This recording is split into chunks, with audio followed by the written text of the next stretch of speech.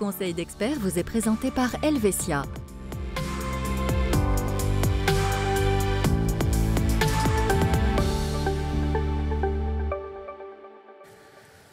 Bonsoir à tous, ravi de vous retrouver pour cette nouvelle émission. Les achats en ligne sont la grande tendance du moment, une tendance renforcée évidemment par la pandémie. Alors, comment éviter les mauvaises surprises lors de ces achats en ligne? On en parle avec notre expert. Il s'agit ce soir de Nicolas Agaudin. Bonsoir Nicolas. Bonsoir Nasrat. Alors dites-nous, dans les cadre des achats en ligne et de manière générale, où se cachent les dangers?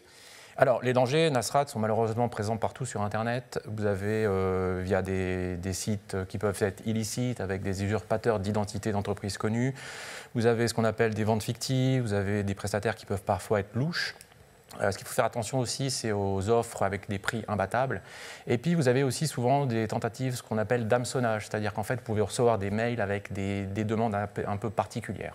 Et souvent des mails où on se fait passer pour quelqu'un d'autre. Une entreprise, voilà, pour que ce soit une entreprise de télécom, etc. Ouais, voilà, vous avez une entreprise réputée, en l'occurrence, effectivement, pour l'hameçonnage. Alors, que faire, Nicolas, si on se rend compte que, du coup, malgré les précautions, on s'est fait avoir?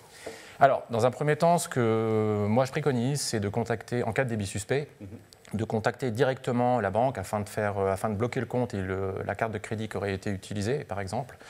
À savoir que dans ce type de cas, dès que vous avez fait opposition, le prestataire de paiement, en l'occurrence la banque, est responsable de tous les débits qui auraient été faits ultérieurs après cette opposition. Ensuite, le site que vous auriez utilisé, je vous conseille de changer le mot de passe immédiatement. Il faut aussi sauvegarder toutes les preuves, donc que ce soit les mails reçus, le bon de commande, la preuve de paiement, et puis peut-être faire aussi une image, une copie écran du site en question, du site internet. Capture d'écran. Tout à fait. Et puis porter plainte. Oui, effectivement, ça semble évident. Alors, comment distinguer, Nicolas, le bon du mauvais, j'ai envie de dire, le mauvais fournisseur du fournisseur réputé? Alors, pour ça, il faut faire attention à plusieurs détails. Déjà, dans un premier temps, lire les avis des consommateurs. Pas forcément sur le site en question, puisqu'ils peuvent être faux.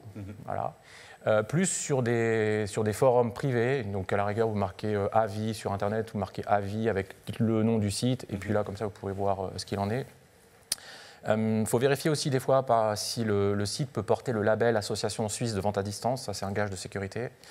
Il faut aussi vérifier, alors ça c'est des données techniques, il faut vérifier si ce qu'on appelle la sécurité URL. Par exemple, quand vous êtes en train de procéder au paiement, si vous avez le petit cadenas en haut à gauche de la page, sur la barre de Internet, ça c'est un gage de sécurité.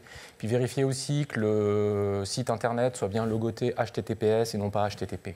Voilà, c'est des petits détails qui peuvent avoir effectivement leur importance. Exactement. Ça, c'est pour les sites Internet. Maintenant, évidemment, il y a beaucoup d'achats qui se font à travers le smartphone. Oui. Dans le cadre des applications pour téléphone portable. Alors, déjà, dans un premier temps, téléchargez seulement les applications que vous pouvez trouver sur les portails officiels d'Apple et d'Android, par à côté. Ensuite, il faut vérifier que l'application que vous avez téléchargée, que le logo de l'application correspond bien au logo officiel. Et puis, valider aussi ce qu'on appelle l'authentification à 2 facteurs. C'est-à-dire, quand je me connecte, j'ai mon mot de passe de base, classique, et puis je reçois sur le Natel un code d'identification, une clé de sécurité. Bon, on n'a pas toujours le temps, ou on ne le vérifie pas forcément à temps, on se rend peut-être compte trop tard qu'on a été escroqué, simplement. Dans ce cas-là, qui est responsable si on est victime du En principe, c'est l'escroc. Oui. D'accord. Bonne nouvelle, Voilà, j'ai envie de dire, oui. Normalement. D'autant que... c'est l'escroc. Le problème, c'est aussi de pouvoir le retrouver, parce que la plupart du temps, ils opèrent à l'étranger avec des accès Internet totalement intraçables. Le pire dans tout ça, c'est que le consommateur peut lui-même être considéré responsable. Par exemple, si vous commandez sur Internet des objets, que ce soit de façon légitime ou illégitime, des objets de contrefaçon, comme des médicaments, des vêtements de marque ou des bijoux. Voilà, là-dessus, le consommateur peut être tenu responsable. Ça, c'est dans les cas de contrefaçon, on comprend bien, effectivement. Ouais. Et puis, de manière générale, pour conclure, Nicolas, comment est-ce qu'on peut se protéger? Là, on fait de la prévention, j'ai envie de dire. Alors, déjà, de façon simple, utiliser de bons mots de passe. Le QWERTY 1, 2, 3, 4, c'est à bannir. Ouais, voilà, on oublie ça. C'est mort. Mettre aussi régulièrement ses logiciels à jour, puisque lors des mises à jour, il y a souvent des failles de sécurité qui sont réglées. Installer un antivirus aussi, c'est important. Se déconnecter aussi tout de suite des sites après l'utilisation. Quand je suis sur mon e-banking, une fois que j'ai terminé mes opérations, je me déconnecte, je ne laisse pas l'ordinateur de côté. Et puis ne jamais cliquer sur les pièces jointes que vous pouvez recevoir en mail. Oui, sur surtout si c'est des destinataires qu'on ne connaît pas forcément. Exactement. Et puis alors très rapidement, il y a des solutions de couverture d'assurance qui existent. Oui, tout à fait. Il y a ce qu'on appelle la cyberassurance, alors que ce soit à titre privé ou professionnel. Ça, dans la partie privée, c'est surtout une complémentaire qu'on rajoute via l'assurance ménage. Ça vous couvre en cas de, si jamais vous avez acheté des marchandises sur Internet que vous n'avez jamais reçues, si jamais on a usurpé votre identité sur Internet, ou en cas aussi de, si jamais un pirate a eu accès à votre carte de crédit puis l'a utilisée. Voilà, ça c'est des éléments effectivement qui peuvent, en tout cas, j'ai envie de dire qu'on peut être rassuré dans ce cas-là et anticiper les mauvaises surprises. Un grand merci Nicolas Godin pour vos explications. Merci à vous de nous avoir suivis. On se retrouve très vite pour un nouveau numéro de Conseil d'experts. À bientôt. Ciao.